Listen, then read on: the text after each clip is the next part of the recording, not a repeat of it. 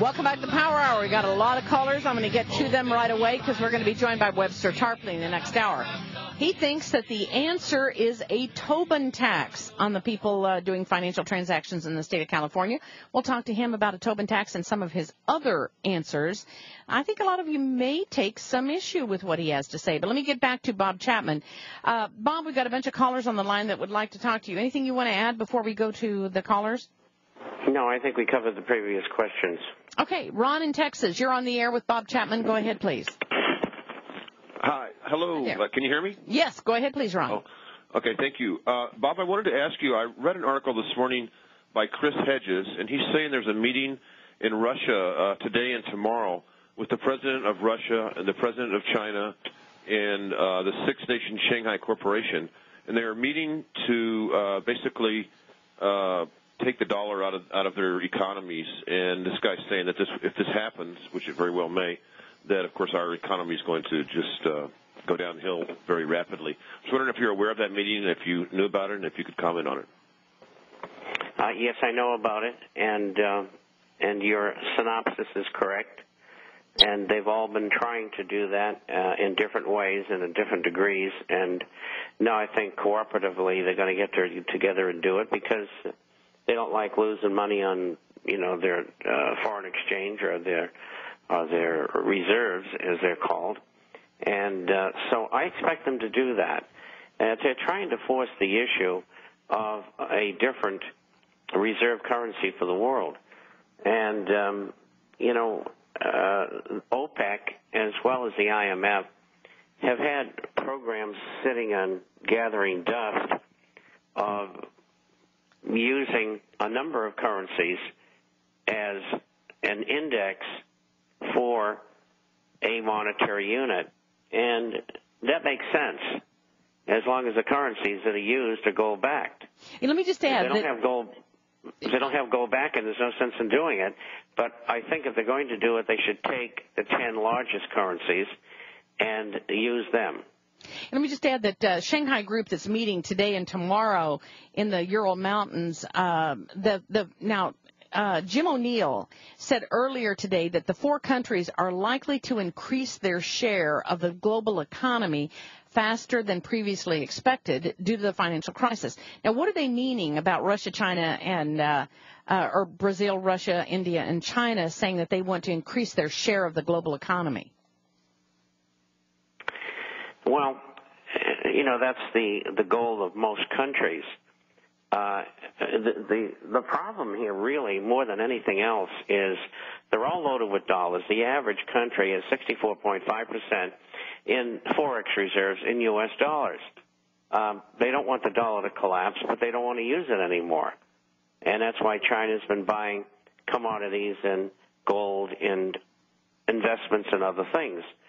Unfortunately for the Chinese, their investments in other things haven't worked out very well. Okay, they just want something that's not going to devalue every day. Thank you very much, Ron in Texas. Good comment. James in South Carolina, you're on with Bob Chapman. Go ahead, please. There is some feeling that the money that is paid in income taxes does not go to support the government, that it goes elsewhere. I think it was, I don't want to misquote her, but Joan Vion said that once the money gets into the Treasury, she seemed to indicate that it might possibly be going somewhere else after it gets into the Treasury. That's what she felt. And I think we need to find out for sure. If anybody knows for sure where this money goes, we'd certainly like to let our listeners know and do some research on this. Thank you very much, James from South Carolina. Frank in L.A., Frank in Los Angeles in Louisiana. Go ahead, please. You're on the air, Frank. Well, I got Providence is working. I was going to give you two codes about the IMF if you want your pencil and paper to write them down. Roger on that one. Stay tuned. We got a 1 minute, 10-second break. When we come back, Frank in Louisiana is going to give us two codes regarding the IMF. Good going. Stay tuned. Back in 1 minute, 10 seconds with the Power Hour. This is Joyce. See the big lie. Welcome, ladies and gentlemen, to the third hour of the Power Hour. This is the 15th of June. Thank you for joining us on the Power Hour today. We are joined by Bob Chapman, and we're talking about whatever's on your mind, but Frank in Louisiana says that he has a couple of codes regarding the IMF and where our tax dollars go. Go ahead, Frank. Let's hear it. Well, just write these two down, 26 U.S.C. 7401 and 22 U.S.C. 296D. Now, I can't verify this because I'm not online, but let me read you this. The IRS is the collection agency under IMF control.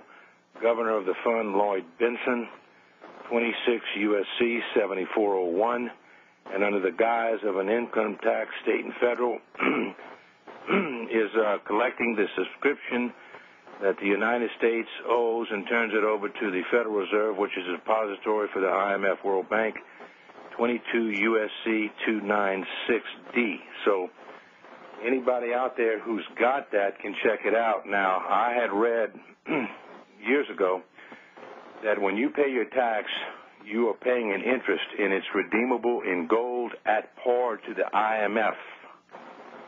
Now, where are you getting all that gold from? Now, that's right.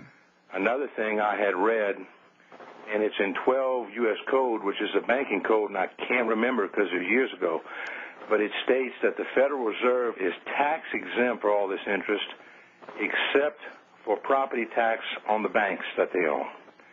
So that's in 12 U.S. Code, and I want to say it was in the 500s or the 300s, but I think it was 513 or 531, something like that. And I don't have that information with me, but you can check that out, and it'd be interesting because I know you got a lot of sharp guys out there, and gals too, especially sometimes, that are sharper than us guys that really get on the horn, and I'd be interested to see if this is correct.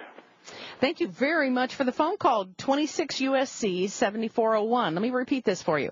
26 U.S.C. 7401, 22 U.S.C. 296D. Hey, thank you very much, Frank. I'm so glad you're always there to help us out. Thank you very much. Appreciate it. This is the code expert on the Power Hour. Let me go to Johnny. And any response, Bob, before we go on to Johnny? Yeah, subscription. They pay dues to the IMF. That may be what they're doing. We want to know about the numbers that are being transferred from the IRS to the Fed to the IMF. And those are the things you can't get. And that's why we have H.R. 1207, so we can find out if there, in fact, is money going from the IRS to the Fed to the IMF, whether it's for subscription or for anything else. And the gold that the IMF has was pledged by other nations in 1948, and they really don't have it in their vaults, so to speak. They have to collect it from others who are who have signed on for that, which is all members actually. And I think it's approximately 43% of the voting power and responsibility of the IMF lies with the United States.